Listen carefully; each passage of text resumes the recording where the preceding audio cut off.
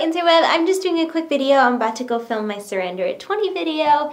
So I figured, why not vlog first? I should probably vlog first. So I'm vlogging. I'm here. Hi. This is really, am I really close? Is that too far away? Ooh, look at my shirt. Hang on. I'll show it to you. Hang on. Like, check that out, right? It's like Pinky Portal. It's like Pinky Portal. It's an amazing shirt. I love it. I just got it. I'll link below because I know you guys will ask. And I'm wearing my Galaxy bow, which is from my best friend, Shannon. She has an Etsy shop, and I love her. And I miss her. I haven't seen her in forever. I had a clippy on my back. No reason. So what's going on in my life? Today I got a new coffee maker because my old coffee maker broke. My old coffee maker broke. Yeah, that's correct. I don't know, that sounded weird when I said it, but my old coffee maker broke, which I wasn't too upset about because my old coffee maker was like the lowest grade model of the coffee makers that we had, and we got kind of like a nicer one.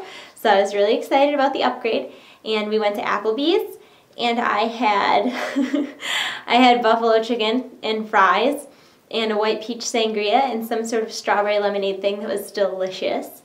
And I wrote my video, and that's all I did today. And after I film my video, I'm gonna go edit it, and then I'm gonna play video games, and then maybe tomorrow I might go buy some pants because none of my pants fit me. I don't know what happened. I like grew. I didn't like gain a lot of weight or anything. I just like grew. I don't know. Like, I'm not really upset about it. I'm just mostly upset that none of my clothes fit. Like I'm not fat. Like I don't look any bigger than I was, but maybe I just shrunk all of my clothes. Is that possible? Is that like a ridiculous thing to say? I don't know. I was always like one of those people that people would say, you know, you're too skinny. You're too skinny. You're just, do you even eat food?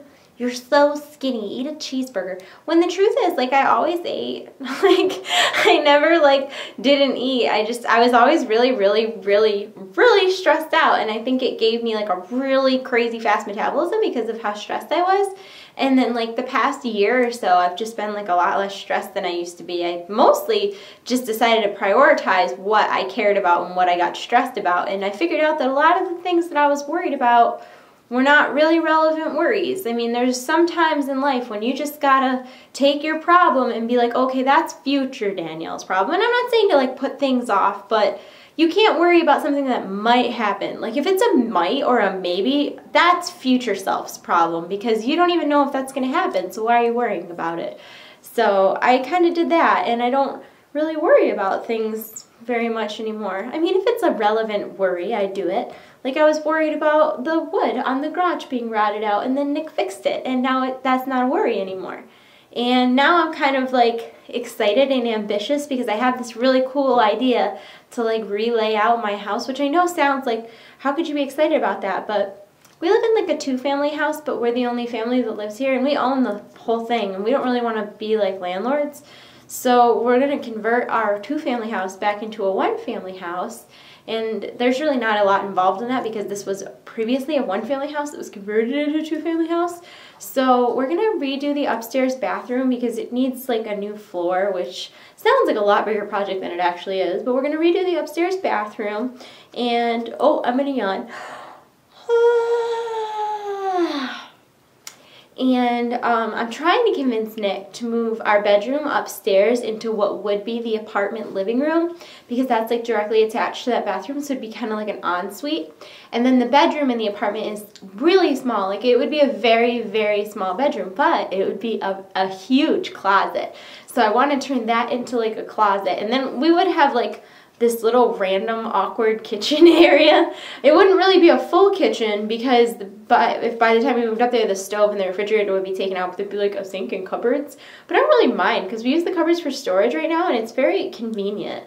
Like, it's really nice to have somewhere to put things that's not just everywhere. And then I would like to move, because our bedroom currently is downstairs and it's enormous, and I would like to move our living room into what is our bedroom right now. And I know that's like kind of weird to have a living room with a door on it, but the thing is, like, we have kind of an expensive couch. Like, it was the first adult purchase of my life. Like, you don't realize how expensive things like couches are until you have to buy one.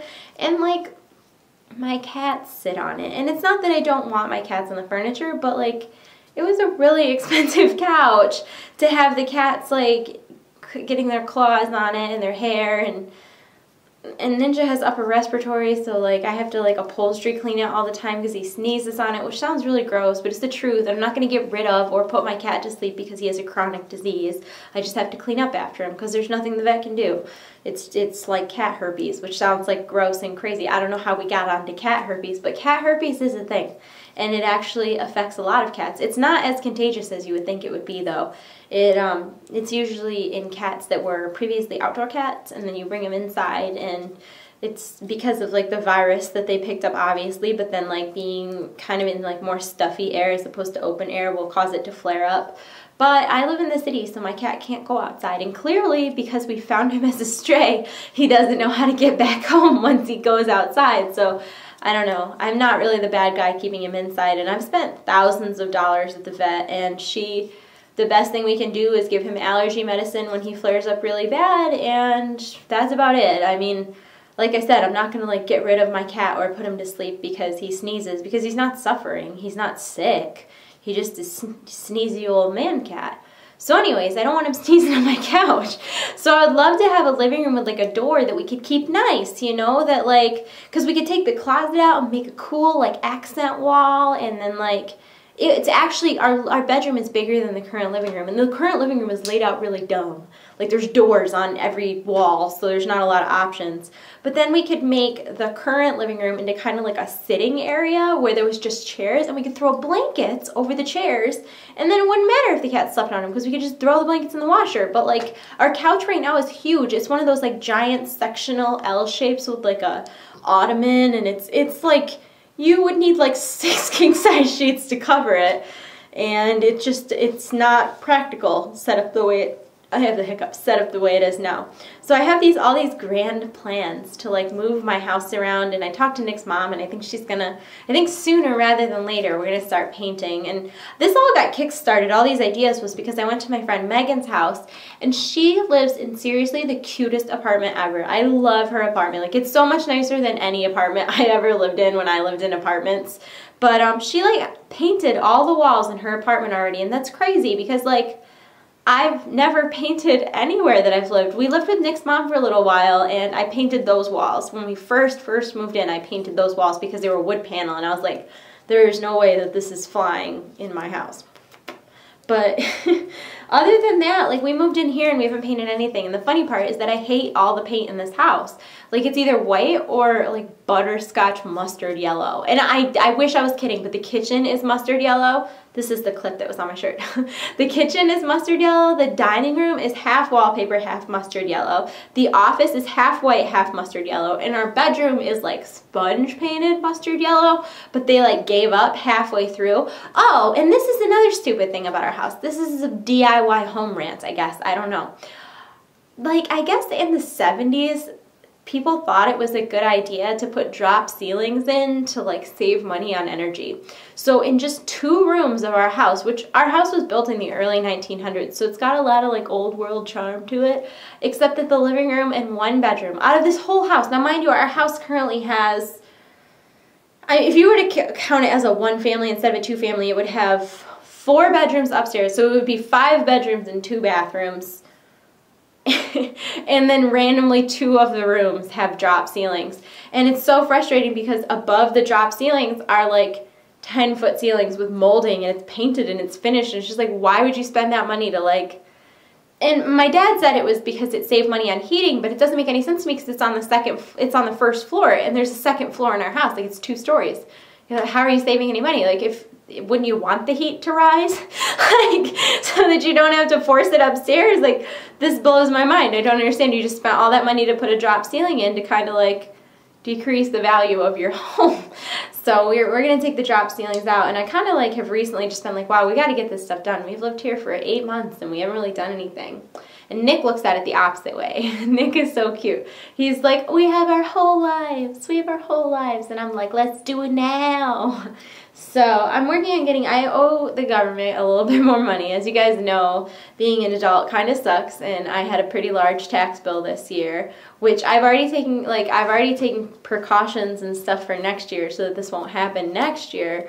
But in the meantime, I still owe back taxes from last year. I'm almost paid off. I'm hoping that I can pay it off in one more payment. That would be really, I would be really proud of myself if I could pay it off in one more payment. But minimum, I can pay it off in 2. I've been saving a lot of money and like not spending any money, and it's not very much fun.